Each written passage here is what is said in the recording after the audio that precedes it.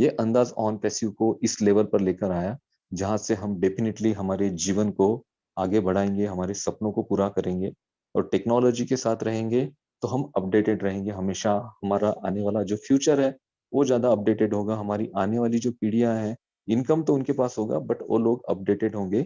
इसका मैं simple example देता हूँ। पिछले 3 सालों से जो हम लोग जुड़े हैं तो हम टेक्नोलॉजी की बात कर रहे हैं और जितना हम टेक्निकली साउंड हो चुके हैं, जितने लोग ऑन पैसिव में जो जुड़े ना, आप देखो कभी थोड़ा सा आप 3 साल पहले जब भी आप जुड़े हो ऑन पैसिव में एज अ फाउंडर, उसके पहले की आपकी लाइफ देखिए कि उस वक्त टेक्नोलॉजी का नॉलेज क्या था आपको।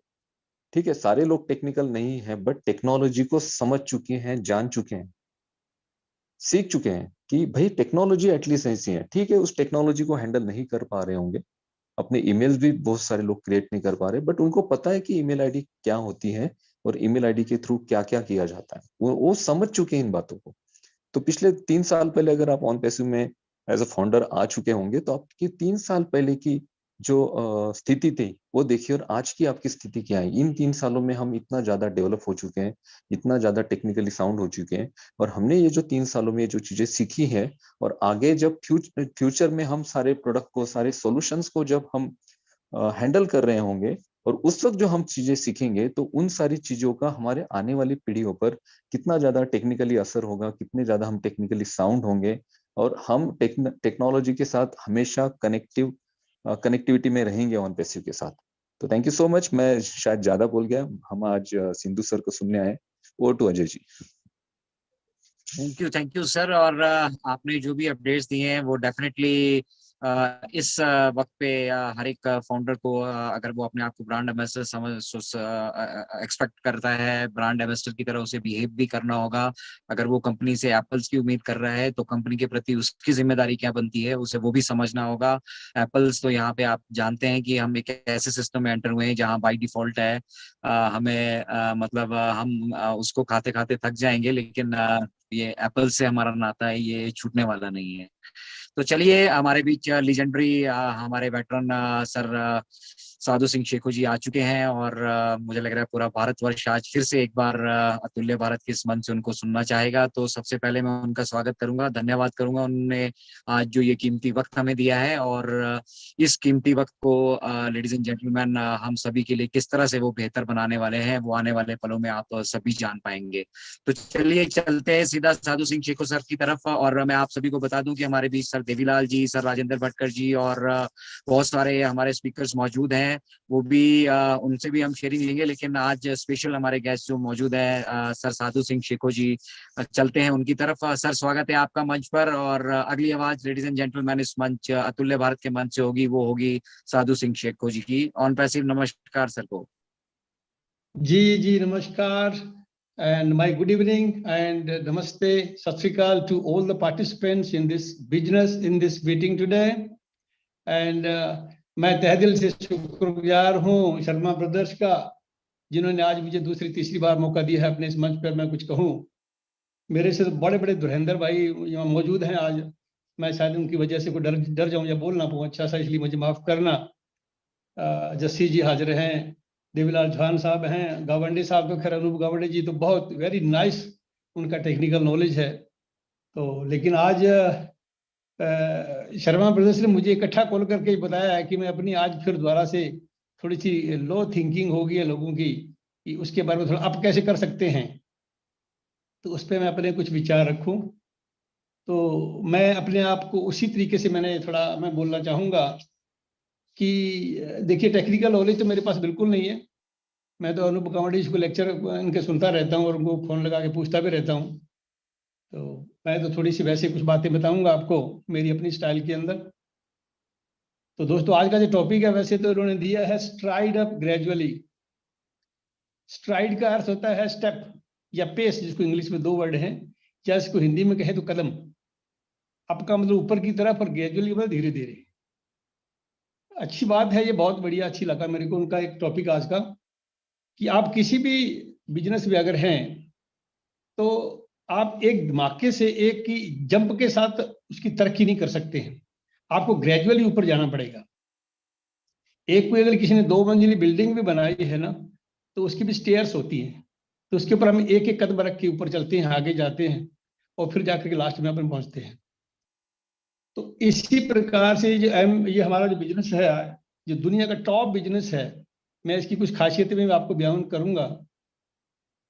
इसको समझने के लिए बहुत कुछ हमें पढ़ने की जरूरत है, हमें सुनने की जरूरत है। वैसे तो 3 साल से हमारे ग्रेट लीडर्स इसके ऊपर डिफरेंट टॉपिक्स के ऊपर हमेशा वेबिनार लेते रहते हैं, लेकिन बहुत से लोगों का मैं आपको ये बताना चाहूंगा कि जो मेंटल कैलिबर है ना, वो काफी इतना अपडेटेड नहीं है।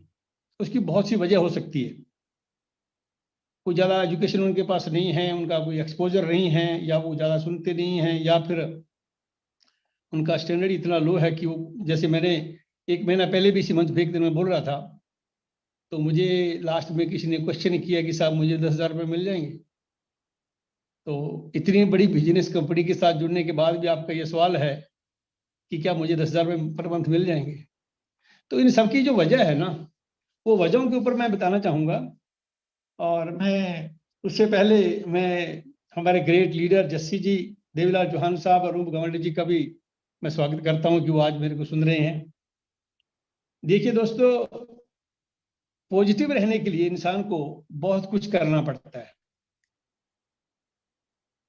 एक आपने कभी एक बिहार से हैं, वो mister Shiv Khera, I don't know कि कितने लोग उसको जानते हैं और कितने लोगों ने उनकी किताबें पढ़ी हैं, लेकिन उन्होंने एक किताब लिखी थी एक, उसका नाम था इंग्लिश में यू कैन विन, और हिंदी में नाम था उसका जीत आपकी। देखिए, किताबें तो बहुत होती हैं दोस्तों, किताबें हमारे मित्र हैं, और कुछ किताबें तो फिक्शन होती हैं, फिक्शन जिसको बोलते हैं, मन कल्पित घटनाएं होती हैं, उनको राइटर लिख देता है। लेकिन कुछ एक बुक्स ऐसी होती हैं जिनको PMA, positive mental attitude books बोलते हैं। वो हर एक इंसान को पढ़नी चाहिए। कैसे कैसे लोग, नीचे दर्जे के लोग जो बिल्कुल धरातल पे थे, उन्होंने अपने कैसे जिंदगी को अप किया, किस हर्डल्स को पास करके, कैसी स्थिति के अंदर से गुजर करके, कैसे हार्ड टाइम को उन्होंने गुजारा और फिर एक मंजिल को हासिल किया। ऐसा ज्ञान हमें उन किताबों से मिलता है। वो किताब हमें जरूर पढ़नी चाहिए ताकि हम अपना मेंटल लेवल अप रख सके, और हमें थोड़ा पेशेंस हो जाता है, धीरज हमारे अंदर आ जाता है कि बहुत बड़ी कुछ सफलता प्राप्त करने के लिए कुछ वक्त लगता है, बहुत मेहनत लगती है उसके अंदर। आपको एक छोटा सा मैं उसमें एक किताब का एक पॉजिटिव एग्जांपल देना चाहूंगा। उसी बुक के अंदर एक स्टोरी थी कि एक कर्नल साहब थे कि अंग्रेज, आप सब उसका सब नाम जानते हो कुछ, हार्लैंड सॉन्डर्स उनका नाम था, हार्लैंड सॉन्डर्स। अगर उसको आप नहीं जानते तो एक चीज जरूर जानते होंगे सब लोग जो मुझे सुन रहे हैं, KFC चिकन्स, KFC चिकन। वो KFC चिकन के मालिक कर्नल सॉन्डर्स थे। तो उनकी कहानी कुछ इस प्रकार की है कि वो जब बूढ़े हो गए, मेरे से भी उनकी उम्र ज्यादा थी, मैं भी 63 साल का हूँ, वो 65 साल के थे, तो उन्होंने बोला भाई मुझे कोई कंपनी नौकरी देगी नहीं, पैसा मेरे पास है नहीं। उनकी जेब में एक $100 का डॉलर था, $100 मतलब $100 का मतलब 100 रुपया। तो उसने बोला कुछ नहीं कर सकते। तो उसने अपने एक पीछे सोचा कि मेरी नानी की मुझे एक रेसिपी याद है, तो उस रेसिपी को उसने दुनिया को बताना चाहा कि चलो देखते हैं शायद इसी में सफलता मिले। तो उसने जो है अगले दिन झोला लटकाया और दुनिया के गेट खटखटाने शुरू कर दिए। किसी ने भी उसकी बात सुनी नहीं। पहले दिन 10-20 गेट खटका के वापस आ गया, नहीं सुना। लेकिन बंदे का एक ही जो उसमें से चीज हमने सीखनी है, उसको सीखना क्या है हमने, कि वो कितना मेंटल एटीट्यूड था उसका, कितना अप था, वो कितना पॉजिटिव था इसके बारे में। वो डेली जाता है, लोगों से ना सुन के वापस आ जाता है, डेली जाता है, ना सुन के वापस आ जाता है।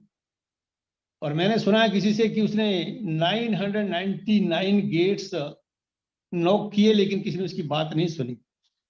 आखिर एक दिन 1000वां गेट जब उसने नॉक किया, तो उसके आगे जो अंग्रेज खड़ा था, उसने बोला प्लीज कम इन। उसको बुलाया, उसने उसको बताया कि हम सो एंड सो, मेरे पास एक रेसिपी है, बहुत टेस्टी रेसिपी है। तो उस बंदे ने कहा कि ठीक है, आप मुझे बना के दिखा सकते हो हमें। तो उसने सारे फैमिली मेंबर को बोला हाँ ठीक है मैं बना सकता हूँ, आप सामान मंगवा लीजिए। वो सामान मंगवाया गया और वो रेसिपी बना करके दी गई। वो जब खाई गई तो उनको इतनी अच्छी लगी।